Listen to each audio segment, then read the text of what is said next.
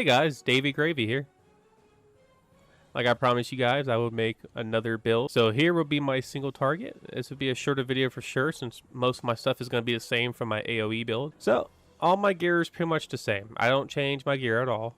I do change my lightning to the Bellthorn because that's way better for single target.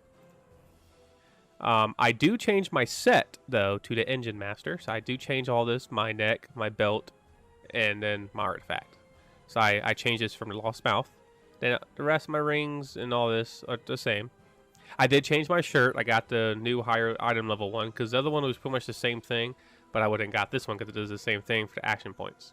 Then when it comes to my at-wills, I use the same thing. Duelist Flurry is the best at-will we got for sure when it comes to single target. So definitely want to use that all the time. And then I use Cloud still because to have some range in case, you know, I'm far away or there's a whole bunch of red around them and I can't hit them.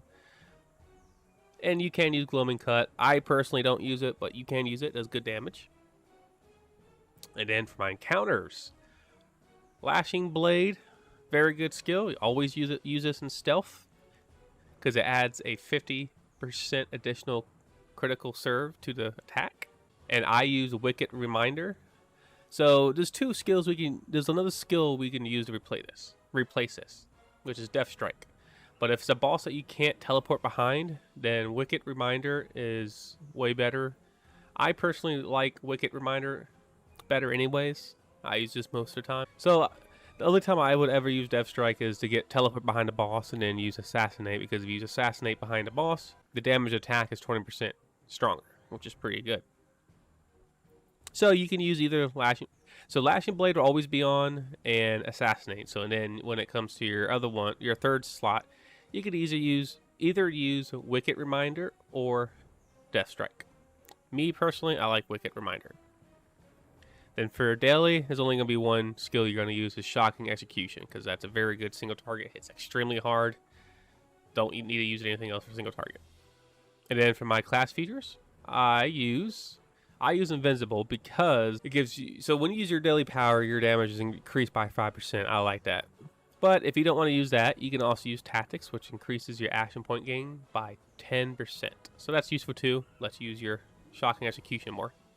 And then this one's always going to be slotted. You're never going to change this. Oppressive Darkness. So when you have combat advantage, your powers do an additional 20 magnitude damage to target. So that's very good. That never changes. So all my feats are pretty much the same. The only thing that's going to be different is going to be the Skull Cracker. I use Skull Cracker. The reason I use this because when your enemy's marked by this, enemies take 10% more damage from your attack. So you know that's very good, and that's great for single target.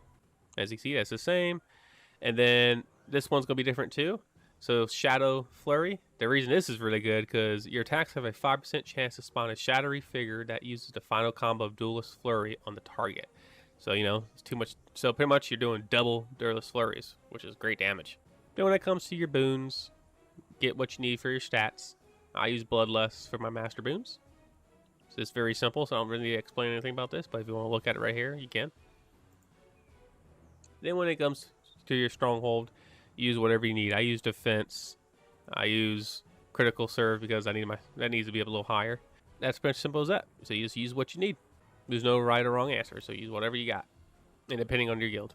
Then for my companion, I still use Zuna. She's pretty good. Happy with her. I use all the same companion bonuses other than this one because it gives me 11% damage versus bosses. So this is really good for bosses. So whenever you get this and max them out, you can do 11% more damage. Very, very good. So I would definitely recommend getting this for bosses. It would definitely increase your DPS.